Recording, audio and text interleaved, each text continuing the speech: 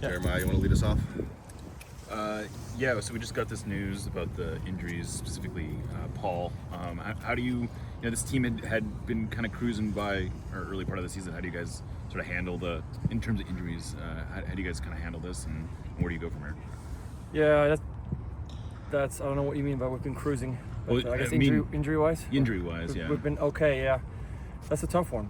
Yeah, it's a tough one, especially I think he integrated really well for us into the squad, and amazing guy in the locker room. That's not going to get lost. I think he still is going to bring a lot to the team off the pitch, because he's a good guy, he's a good professional. He's going to push really hard to come back from this, and we're here to support him as well. But that's a tough one, yeah. So you obviously went through a stretch early last season where there was just seemingly an endless run of injuries. What do you think you learned from that as a team, and what makes you think you're possibly better prepared for it this time? I still think we're deeper this year. Having said that, what you always have to believe when you go through tough spells, whether it's through injuries or just bad results or whatnot, that if you keep sticking with it, keep working hard, you keep believing that at some point you can maybe turn it around. I don't think we've really dug ourselves a hole in the league yet. So it's a matter of guys stepping in and then performing and keeping this train rolling right now. And then I think some of the other guys who are nursing smaller injuries, I think they'll be back sooner than we know, which is great. But it's up to the rest to kind of keep the train rolling, like I said, in the meantime. Hey, Steph, you went through an injury, obviously. Do you say anything to those guys, just like Paul, words of encouragement, or he's a professional? I mean, I've been around the block, but so has he. Yeah. He's had an ACL injury before, and I think he knows what it means to go through that mentally, the space you need, all those things. I'm not an advocate of alcohol, but in the past with Dilem, I brought him a bottle of rum. With Jordan, I brought him a bottle of tequila. Paul is a gin drinker, so I got him a bottle of gin because it's maybe you have to just absorb that. That hurts mentally. That hurts. So just let maybe let your anger and your negative feelings come out for a second. And then I think, at least from my experience and having talked to him, is scheduling that surgery, that gives you that point where you're now, from this point on, you're looking forward, and then you're going to be doing everything that you can to get back stronger, faster, and like I said before, also I think he's going to be the type of guy that's going to see, hey, what can I do to help the team even though I'm not on the pitch? What can I do in the locker room? How can I lift the spirits? How can I make sure that the guys are seeing that I'm still part of the squad and I'm having a positive effect on them? So I'm still excited that he's on the squad, and obviously I wish him all the best, and we're going to be here to support him as much as we can. And then as a leader, just following that up, just a leader, what then do you do for the team, just in terms of moving forward? What do I do? Yeah, I mean, you're the captain as a leader. Yeah, I mean, honestly, model that? I don't think I have to say anything. It's guys will have to step up, and it's opportunities for people to play, and they ought to be hungry themselves to try to play to the best of their ability and get results. We've always said that it's the whole team. It's not just 11-something guys that are going to achieve something. So I don't think I have to say anything, honestly.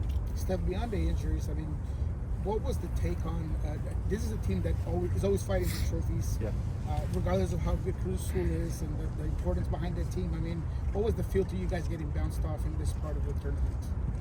Yeah, and so unfortunately, it's we talked about a lot of opportunities to win trophies this year, and that was one of them, and that one's gone now. Having said that, I think we played a good game at home against them. Maybe if we take a chance, or the Nuwa's header is a tiny bit lower and we score one, and it's different. Same thing down there. No, it's 1-0. We have a chance to go 1-1. Even at 2-1, we have a chance to go 2-2. We were down 2-0 against Pumas down there. So these games are on a knife's edge. So I think it's good that we were able to face a really tough opponent early on in that tournament. To be fair, because either you overcome the challenge and you grow from it and you get a lot of experience, or you're not wasting too much energy on it, if you will. So, but it's a missed opportunity. Now it's from now until Club World Cup, we have league to focus on. So it really gives us one thing to narrow our focus on. hopefully we can, like I said, keep the train rolling despite some of the injuries, and keep ourselves in a good position to win trophies in the league. And from your perspective, what have you identified as maybe what are the things that did not go your way? I mean, in terms of what made the team look, maybe as disjointed, difficulties getting out of the bag, all those things. A lot of people are pointed out to the altitude, to the atmosphere, things like that. What did you feel like went wrong for the Sounders? I mean, altitude does play a part, and for people that say it shouldn't, you're professional athletes, then I mean, it doesn't just change the lungs and you as an athlete not having the same amount of juice that you're used to, but the ball just travels different. Every shot pops off different. Every cross goes further, carries more. So it's a bit of a different game. Yeah, we practice down there, but it's different. And I think if you combine that with a team that's well organized, very aggressive, I think they pressed us quite well. They wouldn't maybe press initially, but they would put us in a corner and then press cohesively as a unit, and they were able to force some turnovers and never really allow us to become comfortable.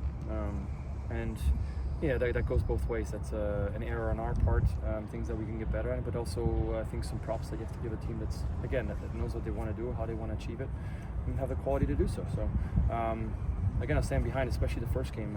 That was, to me, from what I saw from the back, that was some of the best soccer we've played.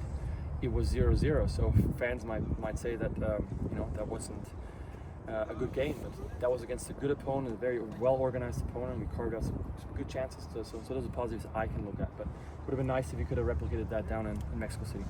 Steph, longevity in this business is something that doesn't come by easy. You have to take care of your body. You have to adapt to the new way soccer has been played. More tournaments, more opportunities to showcase who you are, but that also takes a toll on your body. How have you been able to manage that and to manage that transition from 10 years ago having fewer games to now having more games, more distance to travel, and how do you implement that, and how do you teach that to some of the younger folks too? I think it's good if you can, the earlier as a young player you can instill good habits, the better off you'll be later down the road. When you're 18, 20, 25, activation, stretching, all those things don't matter, you think, but they really do, especially the older you get. And for me, personally speaking, it's just how bad do I want to play soccer and continue to play soccer. I make a sacrifice and I come here. I'm one of the first guys here every day because I do want to play, and if I don't, then I'm not going to be ready for training. My body's not going to be ready for training. So I think the earlier that young players can instill that habit, those good habits, the better. Because like you said, there's more and more tournaments, there's more and more travel, and the thing that we neglect to talk about with all that added stuff is how much of a toll that takes on you mentally. It's not just a physical load increase, it's a mental load increase. At what point can you train anymore? We've struggled now even to train. Today was one of the first days as goalkeepers we were able to really pinpoint one thing we wanted to train on, and we were able to do so. And quite frankly, we look forward to next week being able to do that for once. So it's I've learned that through experience, and I try to pass that experience down to young guys. But whether they take it on board, sometimes it's up to them. But I hope they instill those good habits early on. And what are some of the things that utilizing some of that mental health preparation? How do you think that fits into this new style of soccer, this new era of soccer? Well, for one, I think it's good that we're talking about it more than we used to. It's sort of similar when we're talking about concussions and how it's good that we're talking about those issues and how serious it is. And I think especially in the men's game and all men's sports, being able to talk about mentally what's going on in your brain is used to be kind of something that people keep under wraps, and it's good that people are talking about it more because it's a huge part of the game. I mean, you're talking about having confidence in yourself is like the first layer, but there's so many layers behind it. Everybody has personal lives with ups and downs that they bring onto the field, whether they like it or not. So you have to wrestle with those things, prepare for those things, have balance in your life, because soccer is a really tiny part of every player's life, and you want to make sure that everything is as good as it can be, so that you can truly just focus on soccer when you step on a pitch.